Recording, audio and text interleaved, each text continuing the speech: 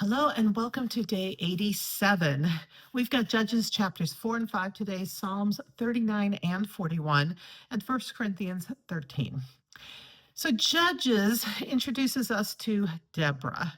And this is a short little story, but Deborah is one of the great leaders of the people of Israel during this time period. And yes, she is a woman.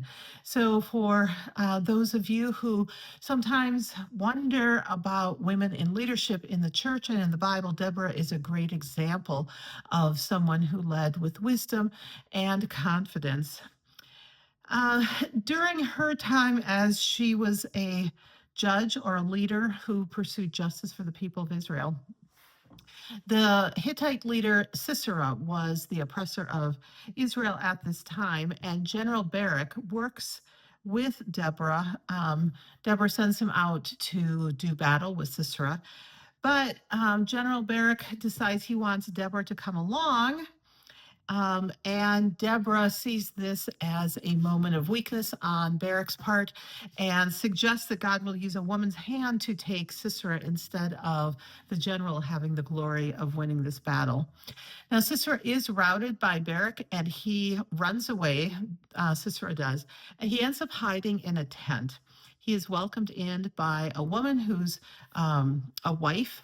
Her name is Jael. And so this is a second great woman of Israelite history because she welcomes Sisera in. He takes refuge in her tent and she gets him to fall asleep. She then takes, and I'm sorry, this is pretty brutal, but she takes a tent peg and hammers it into his temple while he's laying down on the ground asleep, thus killing him.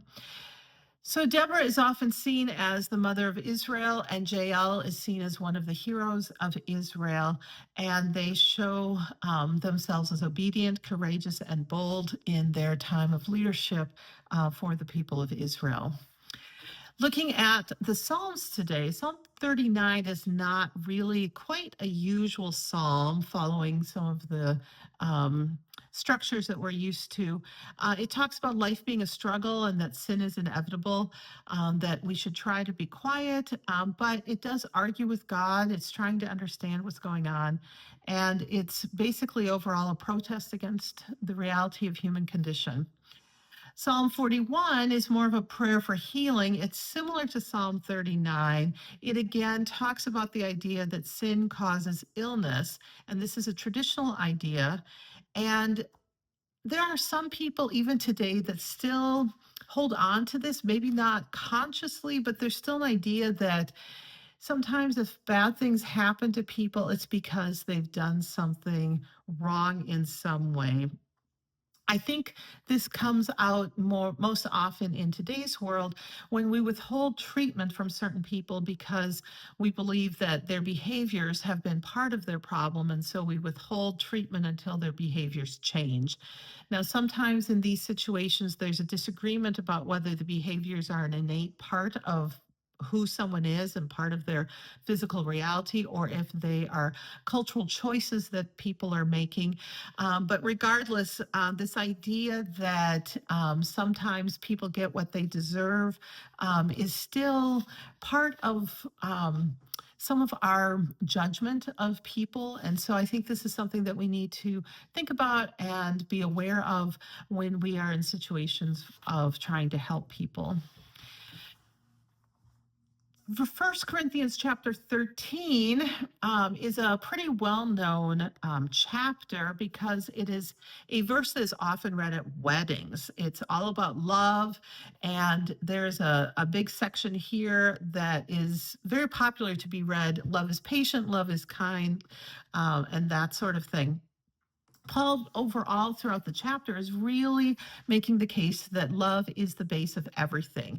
And Paul is not talking about romantic love here. He's talking about a holistic, comprehensive love of all the types of love that we show to all the people around us. Yes, this could include romantic love for intimate relationships, but it is also the love, philos, the Greeks would have said, for friends. Brotherhood would be a gendered version of this, but also agape, the type of love that is unconditional and all encompassing that we use towards everyone, including our enemies. Paul is really getting us to dig in deep and acknowledge that this is the messy, real world action verb of love and not just the I feel good in the moment type of love. I would really recommend that we don't just use this chapter for wedding readings and that we need to apply it to our daily lives in our interactions with everyone around us.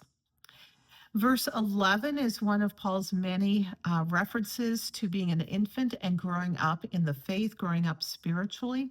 This is a big theme for Paul, and he really calls us to keep growing spiritually, to keep learning more, to keep experiencing more, to stay close to God, but also stay in community with other believers so that we hold each other accountable to continue going on to the spiritual maturity that Jesus taught his early disciples, and disciples have taught other disciples ever since.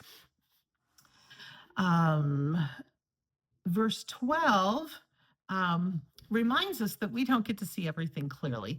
I think it's really tempting for us when we go through to assume that our interpretation, our understanding is the whole picture.